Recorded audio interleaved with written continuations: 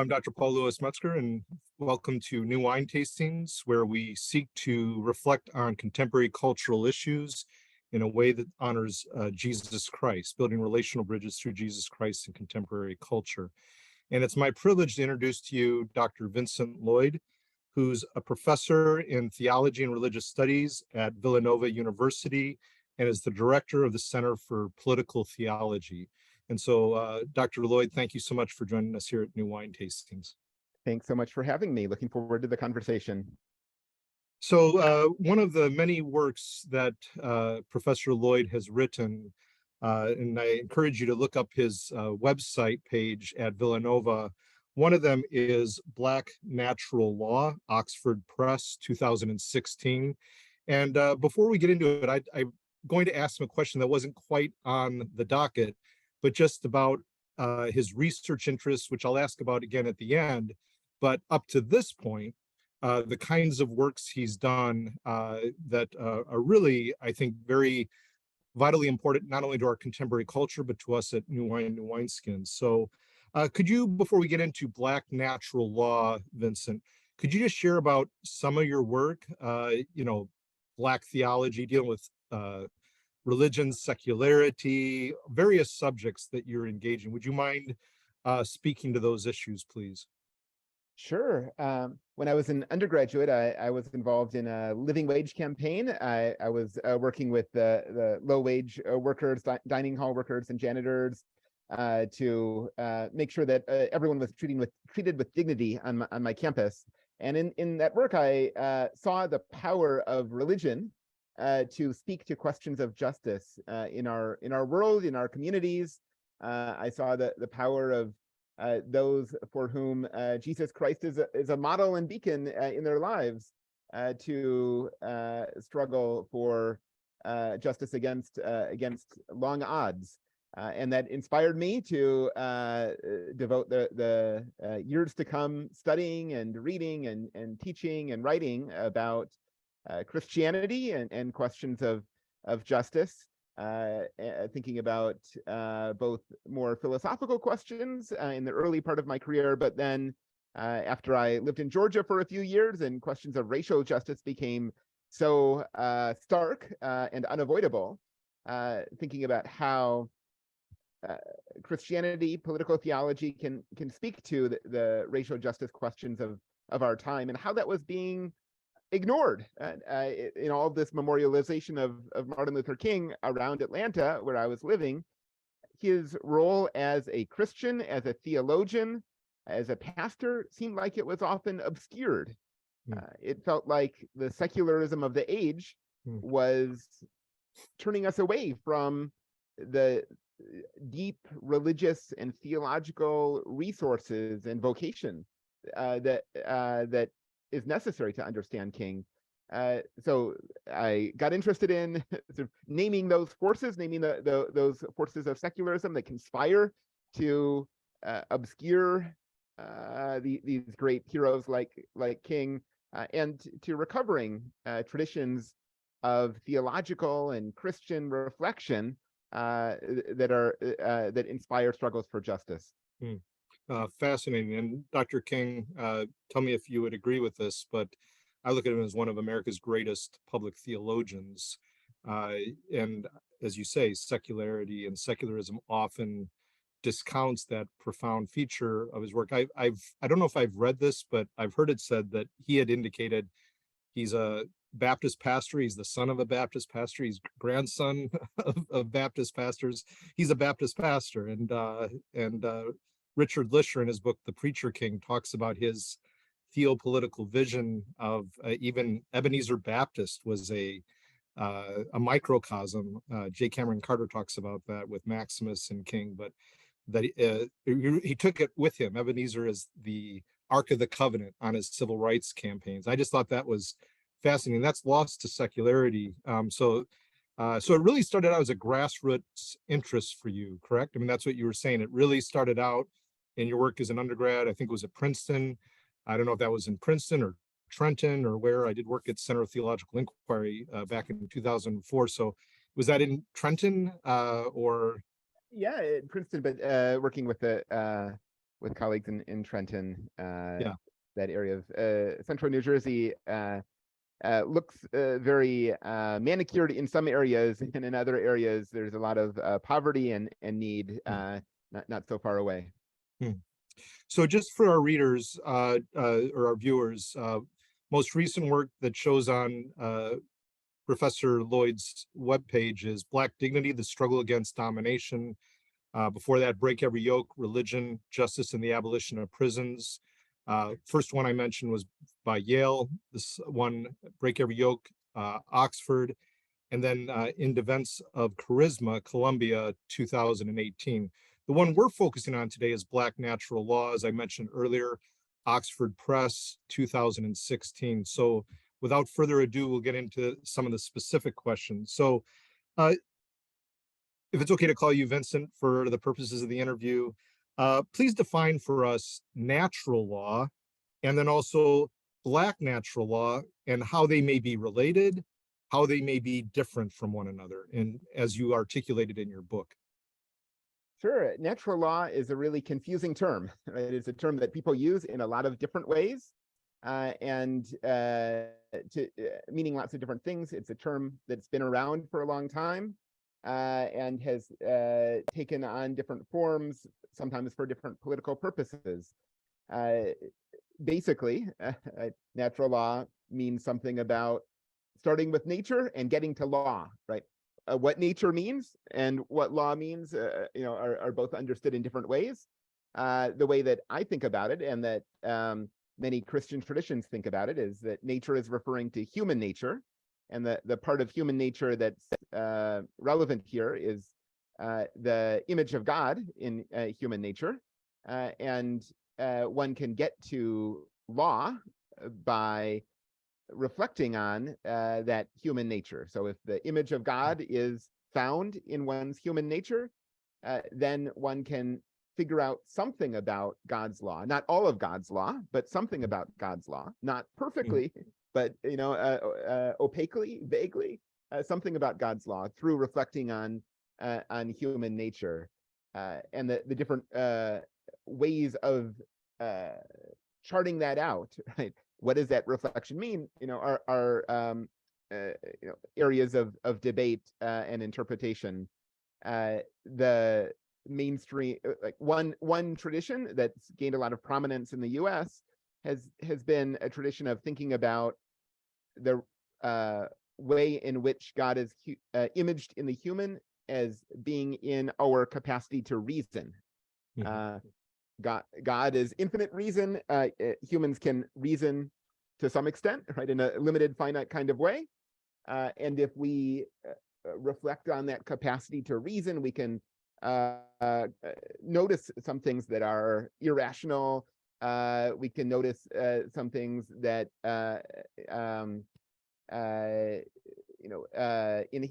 block that capacity to reason, and these things would run against God's law because we're accessing God's law through our reflection on our humanity.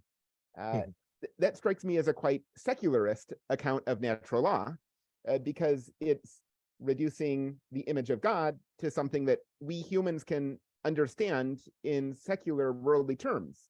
Reason is something that we all know about, right? That we all can do.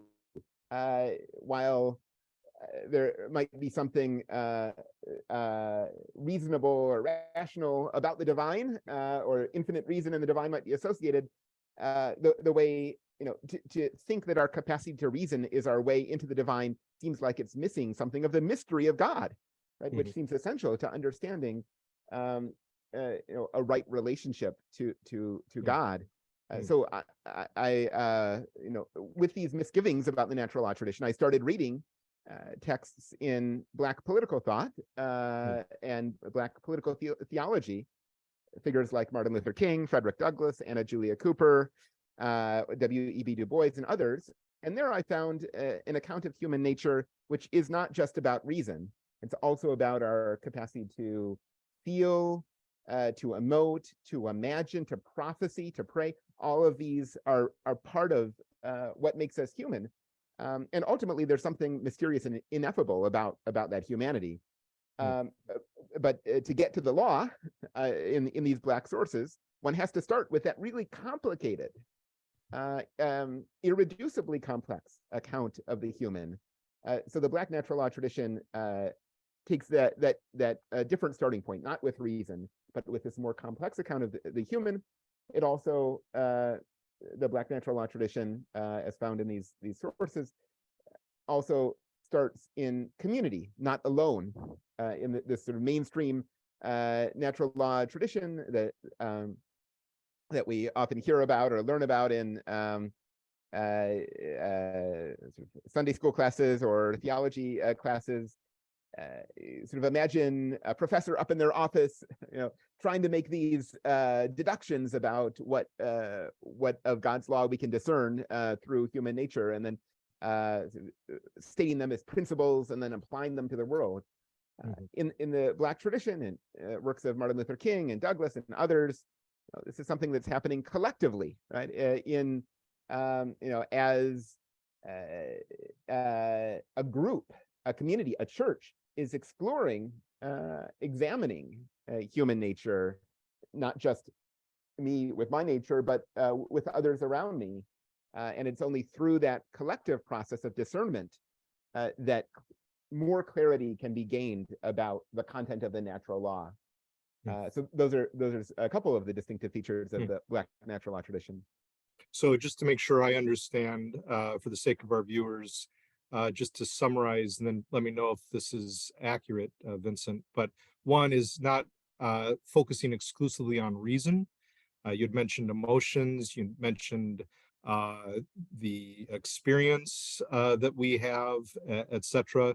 Also, the community plays a key part. It's not an individual rational self or substance, it's a collective that plays into this and really has a grassroots dynamic. It accounts for the religious element in our experience, not simply the secular, if we could use that language in this context. And none of this, and first off, was that an accurate summary, at least in terms of key points? Yes, those are two key points. Thank you. And none of which, or neither of which, would really be included in some of the discussions that when a Supreme Court nominee is, being interviewed or, is being presented before Congress, the concerns that are raised, none of which really account for some of the factors that you're engaging in your work, correct? I mean, it's usually just more of the secular emphases, not religious experience, not the collective, and the like. Would that be accurate, that we often miss in the broader discourse politically on this subject? Yes, yeah, and it does seem important as well to make a distinction between the political discourse on natural law, the theological discourse on natural law, and the legal discourse on natural law. In legal spaces or in courts, it might be reasonable to say, we just need to deal with the letter of the law. We can't appeal to sort of natural law processes which have theological premises, because we're a pluralistic nation. I don't want to argue about that. I mean, one could go back and forth about that. But that's a distinctive space as opposed to the theological space and the political space. Yeah, so many complexities to this discussion, and we just got going. So how would you respond in view of your work to those who would argue that natural law of any variety, especially given how for many today ethics is often quite subjectivist or emotivist in orientation, that it would be problematic? How would you respond to those who don't see a place for it in light of emotivism or subjectivism and the like? And I'm thinking of E.O. Wilson with what I take to be more of an emotivist orientation and the like. So yes, so it does strike me that for everyone, and particularly for Christians, coming up with a process for figuring out how to live beyond beyond what one's culture tells one, right, is really important.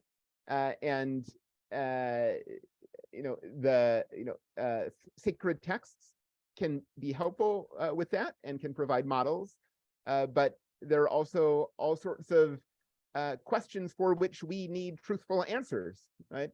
So that we can live rightly, so that we can live well.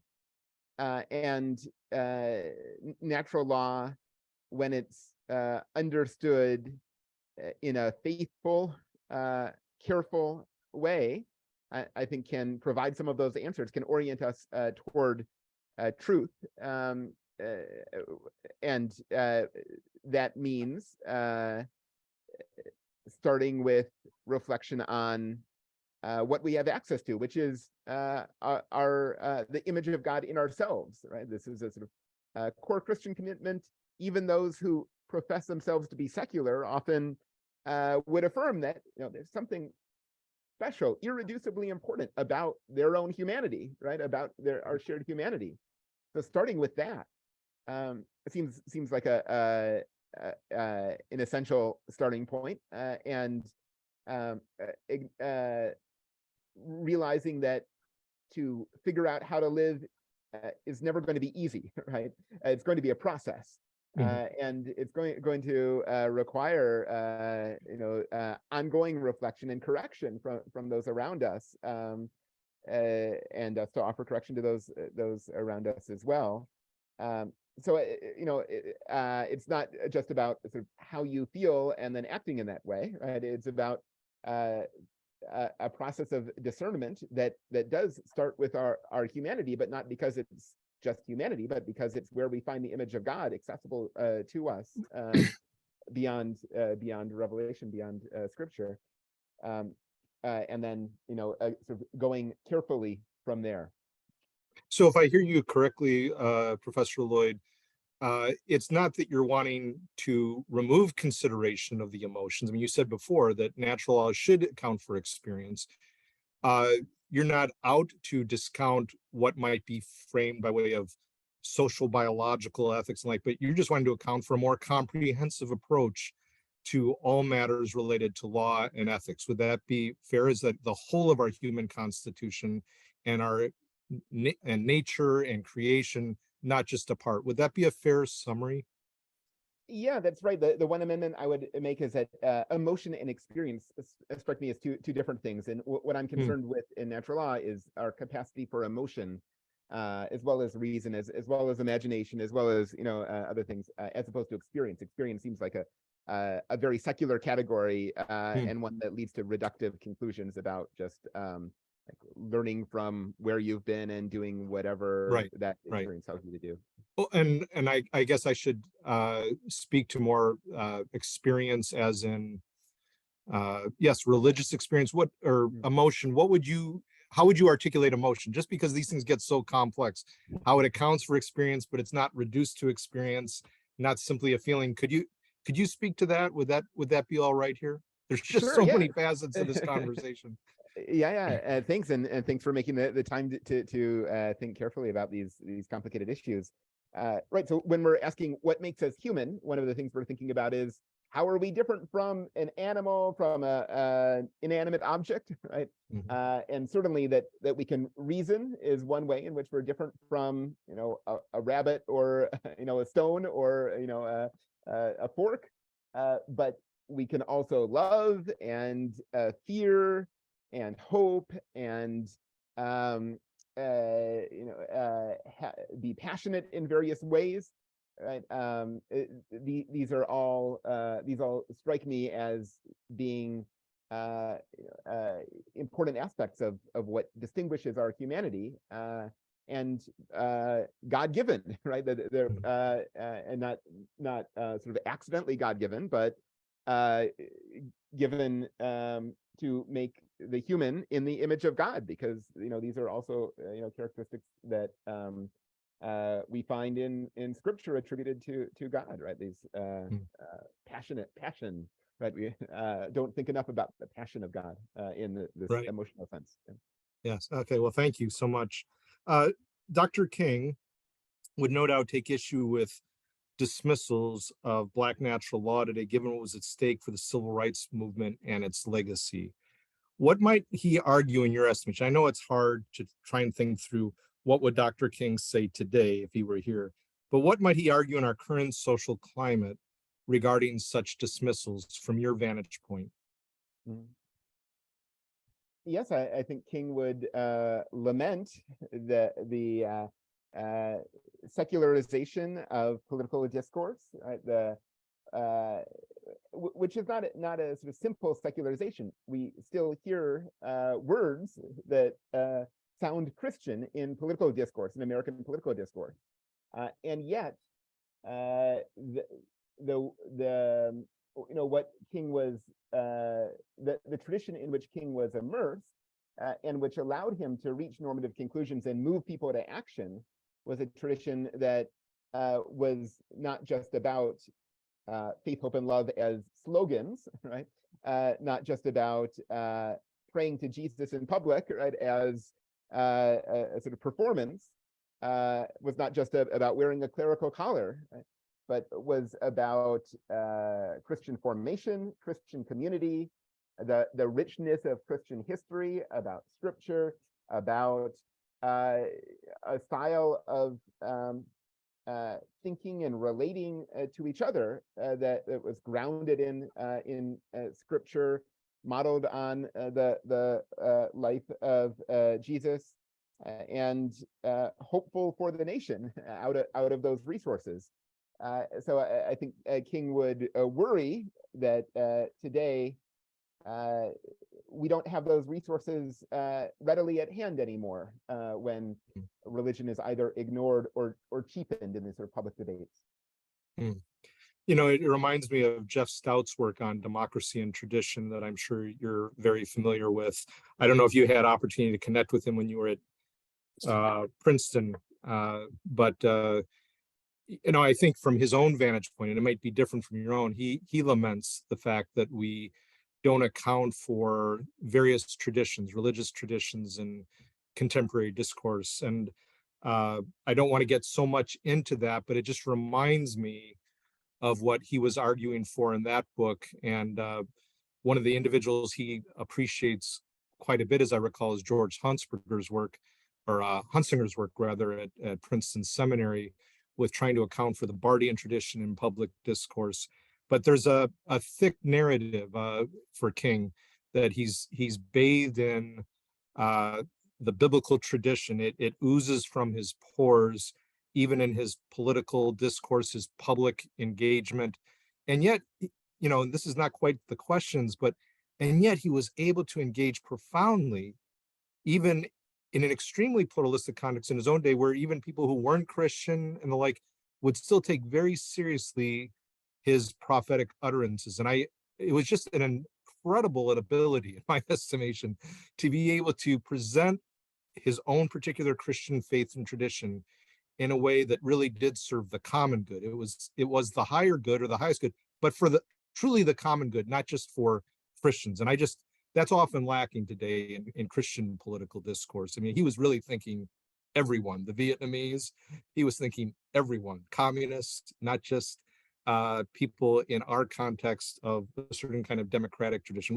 Would you agree with that? Just his ability to engage very broadly and yet very embeddedly in his Christian faith? Yes, yeah, and I mean, we should acknowledge that times have changed, and Sure. what people expect in public discourse today is different from 1955 or 1965, and yet I think people today, as they did a half century ago, can detect an earnestness, right, a sincerity that public figures have when they're drawing on a tradition in which they were formed and in which they are existentially invested. And it seems like that was part of the power of King, not just that his language resonated with what the public was willing to hear, but people could see the depth of his theological formation and his existential investment in the Christian tradition. Yeah, thank you very much. Turning to some of the more specifics in your volume, Black Natural Law, I was struck by your treatment of human nature as, and I quote, ultimately unrepresentable, and quote unquote inexpressible. Might we say inexhaustible as a question? and how for many African-American theorists, there would be extreme caution and reservation about defining human identity, given the dominant culture's propensity to classify and then reduce and objectify African Americans and other minority communities. If you would please develop this point and express how that reservation merits consideration in our contemporary context in light of consumerism, commodification of identity in so many ways. Thanks. Yeah, and this is a point that just struck me as quite important and distinctive about the Black natural law tradition. That well, let's approach it from the perspective of Christian theology. So in one corner of Christian theology, we're very comfortable saying that we can't express God in words or concepts. Right? God exceeds the human capacity to describe. We might try to use language to represent God, but that language will always fall short. So and yet the ethical implications of that instinct, that negative theological instinct, to use a more technical term for it, are rarely thought through. So the way I want to think through those ethical implications are to say, well, if God is imaged in the human, and God is ineffable, exceeds language, mysterious, then something in the human is ineffable, exceeds language, is mysterious, right? That there's a part of the human which cannot be captured by the world, by the language of the world, by the words and images that the wealthy and the powerful want to use to have us understand ourselves, that institutions want to use to understand us, that the state, right, that even our communities want to use to understand us. And there's something really powerful about that. If we can access that mystery, right, access that part of the human which exceeds the world, we can challenge some of the ways in which the world gets us wrong, and we can participate in the divine mystery, right, which is inside of us.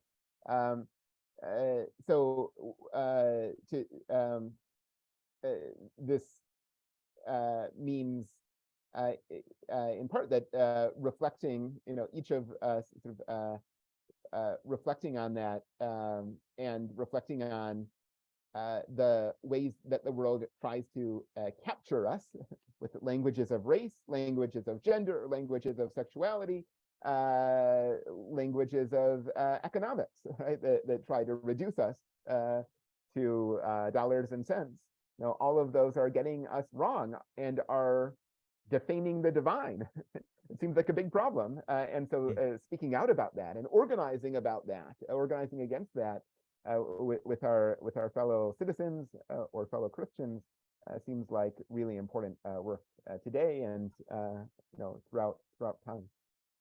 And thank you, Vincent. And Rufus Burrow, who passed away not too long ago, as you know of his work, I'm sure, where he deals with how King was a personalist, and the human dignity is so much more than our reason. It's not that reason's not a part of it.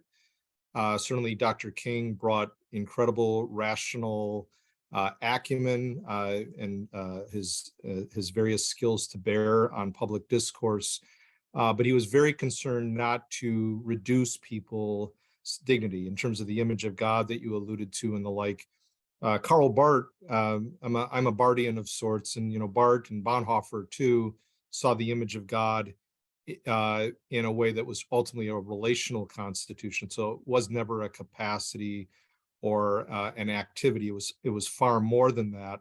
And I hear that. I'm not saying it's the same thing in your work in comparison with Burroughs or Barth's or Bonhoeffer's, but there still seems to be an overlap in terms of not reducing people, that we cannot quantify people. And I think that is just so lost in our society, as you've already articulated with dollars and cents.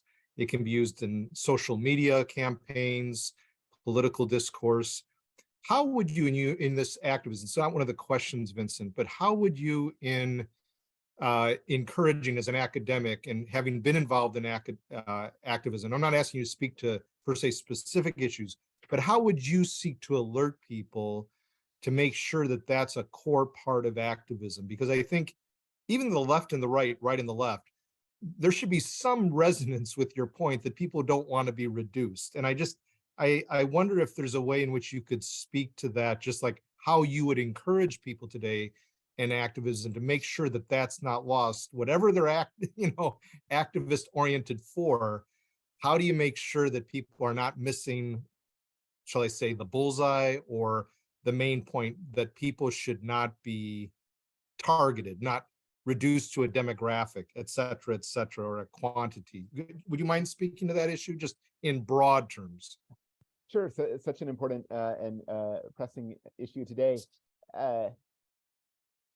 I think so much of our political discussions and cultural discussions these days echo a national discourse that we hear through television, through social media, and we can forget that the clearest that we get about issues of justice are when we're with our neighbors and our family, and those who are nearest to us, right? Those actual human beings who have needs, have frustrations, have desires, have hopes, and with whom we try to live together.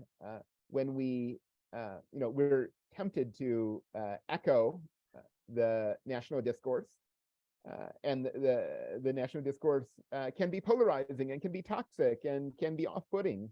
So I think it does take a good deal of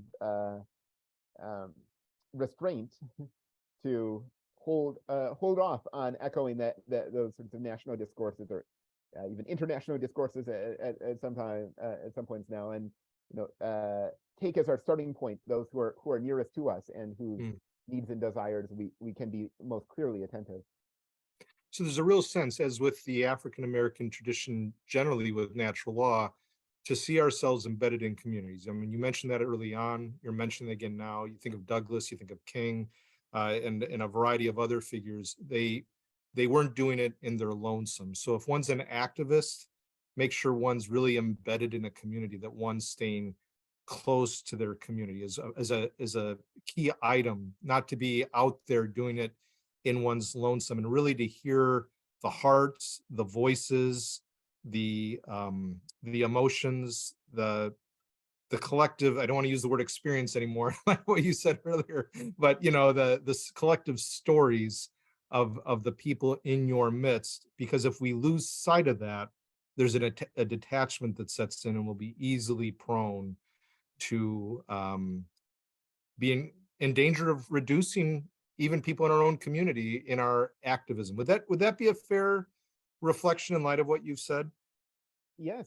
Yeah, I think that's a helpful summary. So one of the unique traits of Black natural law that you articulated, which manifests itself in Dr. King's thought, is that the oppressed experience epistemic privilege. I'm going to ask you please to define that, Dr. Lloyd. Since suffering attunes us to justice. So again, the oppressed experience epistemic privilege since suffering attunes us to justice. I really resonated with that point. I thought, I've never read that in terms of the natural law tradition. I think James Cone would get at that in so many ways. The cross and the lynching tree came to my mind. But how should such epistemic privilege reposition the conversation, or reposition even the dominant culture in ethical deliberations today, if we are to cultivate human flourishing in our society for all people groups? So if you could first, for our viewers, define epistemic privilege, how this repositions it in light of people's suffering, which attunes them to justice, etc. Mm-hmm. Thanks for the question. Uh, so epistemic is just a fancy way of talking about knowing stuff, right? So epistemic privilege is about who knows stuff best. And the intuition here that I'm developing, or that I'm finding in the Black natural law tradition, is just the following. Those who are oppressed are experts in oppression, right? If you've had a really abusive boss, you get to know a lot about the ways of abuse, right? If if your land is being taken over by a big agricultural company in order to turn it into a mega farm, get to be you acquire expertise in that kind of injustice. So again, the basic intuition that there's an epistemic privilege that is if, in expertise, right? A capacity to know better that we find in those who are experiencing oppression or domination. Well, how this relates to natural law is that well, as we're going about living our daily lives, often the world turns us away from authentic reflection on our human nature and on the image of God in our human nature. Right? We're captivated by all sorts of shiny things in the world, right? And that's the center of our energy and our attention. And the mundane details of life keep us from the sort of authentic reflection on our nature. And yet, when we encounter situations of in which there is oppression or domination, those are occasions for when we turn away from the sort of comfort of the everyday, right? Those are occasions for us to really reflect on, what is it about my humanity that's being overlooked, right? What is it that this corporation is not seeing in me, when it's only treating me as a number, only treating my land as dollar signs? What is it in me that this boss is ignoring when he's abusing me? So these moments of oppression or domination are occasions for this authentic reflection on our humanity and on the way that God is imaged in the human, and so taking us down that pathway toward natural law. So this is what I find in Black the tradition of Black political theology, that Black Christians are reflecting on, are using the occasion of racism and sometimes economic injustice, sometimes other forms of injustice as well, using those as occasions to reflect on the very nature of our humanity and the way that God is imaged there, and so reach particularly clear conclusions about the natural law. So there's an epistemic privilege to the Black natural law tradition because it's occasioned by these experiences of oppression and domination. So with that, again, how would you encourage those of us in the dominant culture to reposition ourselves for the sake of human flourishing? Because I think when, with what you're saying, it should be obvious to someone like me. It should be obvious to someone like me, or someone in, if I can use the language of dominant culture, all these words are problematic, but that which is often has the privileged status in our society. You look at the Bible, ironically, the Bible, as David Carr in his book, Holy Resilience talks about the Bible's traumatic origins. In the Jewish tradition, the Christian tradition arises out of trauma, out of oppression. And yet, how is it that a book that's birthed in that can be used for oppression in so many contexts? So further to the point that you're making, again, how would you encourage, if you're willing to share, how might we reposition ourselves, uh, even liturgy? I mean, there's so little lament liturgy in my dominant tradition, the evangelical tradition. Uh, in the spring, before Easter, there should be more emphasis on lament. So much of the Psalms, and it's more celebration. And Brueggemann talks about, the need for lament. Otherwise, celebration, that's all there is. It's not going to account for the factors that you're highlighting in your important work. So just how, again, would you help us to reposition for the sake of hearing people who have the epistemic privilege that we don't have because of their being birthed and formed through suffering? Am I making sense with that?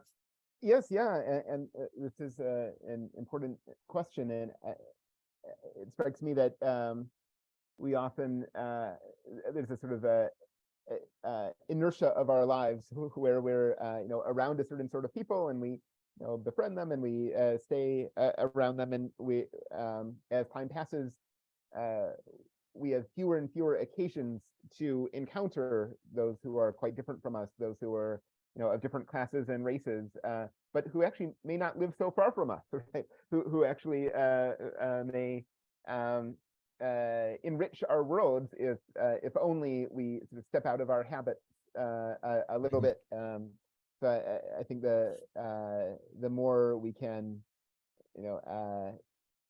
decide to shop or eat or live or play basketball at or walk through neighborhoods that are different from our own, encounter people, visit churches that are in different parts of our town. It seems like that there are plenty of opportunities out there wherever we live to have encounters with difference of all sorts, and we often don't even realize that we're in the habit of staying with people like us. So becoming conscious of that habit and then finding occasions to break it, right? To experiment with this sense of encounter seems quite important. Yeah, thank you. And of course, you're a distinguished professor in an academic institution of note. So, I'd encourage people to read your works. I think that's important, on these subjects. What about some more grassroots examples? Like, and those are very helpful, but like, are there any music artists, whether they're well known or not, that you'd encourage people to really acclimate to, not in a commodifying kind of way, but just to really hear the heart, to listen closely, or books, grassroots books to read that people who are maybe just getting into this conversation would really open up their eyes, news syndicates, etc. I think those are very concrete, helpful examples. Neighborhoods, restaurants, with gentrification and all, it's like it becomes harder and harder, So in Portland, where I'm at, gentrification has taken over. So, but any thoughts that you would have there, just specifically for viewers that they want to plug in at a concrete level, in addition to reading your important works?